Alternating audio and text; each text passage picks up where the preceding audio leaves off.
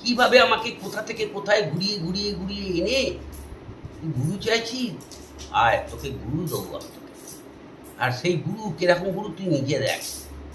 বলে আপনার যা যা রূপ দেখাচ্ছে মাই দেখাচ্ছে আমাকে, যা যা রূপ দেখাচ্ছে একটা মানুষ দেখেনি গুরুদেব। আমি আপনাকে বলছি, আমি সাধক মানুষ, মিথ্যা কথা বলবো না। একটা মানুষও দেখেনি আপনার রূপ।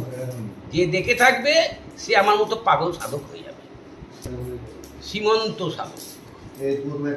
এখানকার সাধকের নাম হচ্ছে সীমন্ত সাধক।